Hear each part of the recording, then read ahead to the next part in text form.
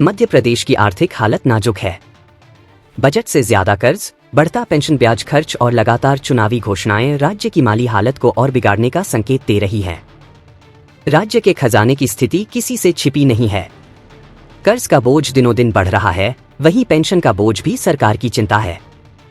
स्थिति यह है कि 4.21 लाख करोड़ का बजट होने के बावजूद भी राज्य में खर्च के लिए रकम कम पड़ने लगती है।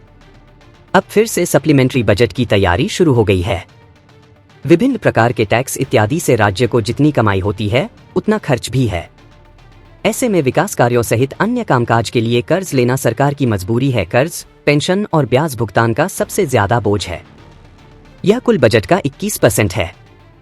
यह अन्य खर्चा की तुलना में सबसे अधिक है। आर्थिक सेहत दुरुस्त करने के लिए राज्य सरकार लगातार प्रयास करती रहती है, लेकिन उसके प्रयास नाकाफी साबित हो रहे हैं, क्योंकि खर्चों में विभिन्न तरीके से कटौती की गई है। सप्लीमेंट्री बजट का प्रस्ताव मांगे जाने के साथ ही विभागों से स्पष्ट तौर पर कह दिया गया है कि वाहन खरीदी इत्यादि के लिए बजट नहीं मिलेगा। कोशिश यही है कि मौजूदा योजनाएं चलती रहें, विकास कार्य ठप न हो, इसके लिए बजट की व्यवस्था बनाए रखने के प्रयास हैं।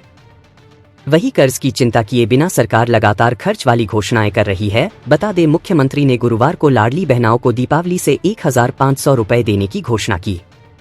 इसके तहत प्रति बहना का हर महीने 250 रुपए का खर्च बढ़ जाएगा, जो करोड़ों रुपए में होगा। यही नहीं, नए पदोन्नति नियम के तहत जिन शासकीय सेवकों का कद बढ़ेगा, उन्हें बढ़ा हुआ वेतनमान भी देना होगा। इसका खर्च भी करोड़ों में होगा।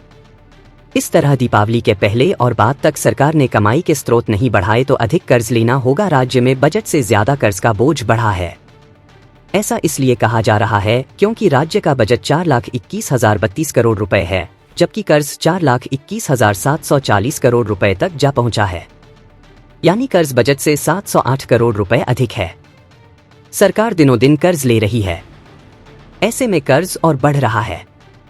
हाल ही में सरकार ने 4,500 करोड़ का कर्ज अलग अलग 2 किस्तों के लिए लिया है। वही राज्य में पेंशन का बोझ सरकार के लिए सबसे बड़ा है। हालांकि वर्ष 2005 के बाद से राज्य में न्यू पेंशन स्कीम लागू होने के बाद से आने वाले वर्षों में पेंशन का बोझ कम हो जाएगा, क्योंकि सरकार पर पेंशन का बोझ नहीं होगा।